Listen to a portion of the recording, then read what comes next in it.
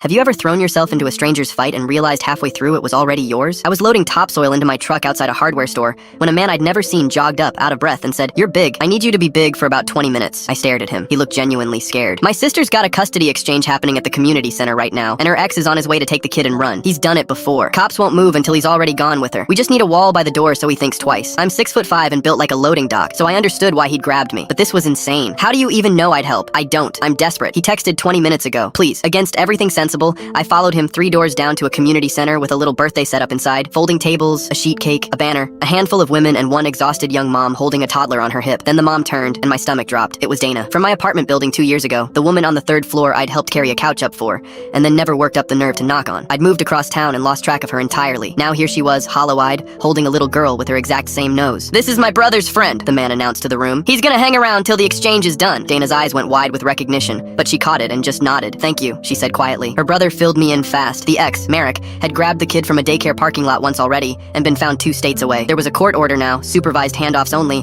but Merrick didn't respect paper. "He put my mom in a brace last spring," her brother said. "Just stand where he can see you." Her phone kept buzzing. She showed me one, a photo of the community center's front doors. "Cute party. Hope the new guy's ready." Then another. 5 minutes. The room went tight and quiet. 2 women moved the kids toward a back hallway. At 4 o'clock, exactly, a car door slammed outside. Then the front doors opened without a knock, and a man walked in like he'd paid for the building. Wiry, fast-looking, a phone in his hand recording. His eyes swept the room and stopped on me. "So you're the upgrade," he said, calm, which was worse than yelling. "I'm here for my daughter. Move. You're leaving," I said. He laughed. "They rented a bouncer. Adorable." He took a step toward the hallway and I stepped into it, and he had to actually look up to find my face, and I watched him recalculate. "This is a supervised exchange," I said. "The supervisor isn't here, so there's no exchange. You can wait outside for her, or you can leave. That's my kid. Then you'll have no problem doing it the legal way, in front of the person the court named, which isn't you and me in a rec room." He was still, and then he smiled at me. And here's the part I didn't expect. He said, "Big guy who knows the custody rules, you do this a lot, or you just happen to know exactly how supervised exchanges work?" I didn't answer. "See, that's funny," he said, and he turned his phone toward me. "Because I've been photographing everybody who walks in and out of my kid's life, and I've got you." He tapped the screen. A photo of me from 10 minutes ago, in the parking lot next to my truck. And then a second photo, older, grainy, me carrying a couch up a staircase 2 years ago outside an apartment building. The building where Dana lived when I knew her. "You're not some stranger her brother grabbed off the street," Merrick said loud now to the whole room. "You knew her before. You were around before." He pointed the phone at Dana. "Tell them, Dana. Tell them how long you've actually known him. Tell them who's really—" "Stop it," Dana said, but her voice cracked in a way that made 3 women in the room turn and look at her,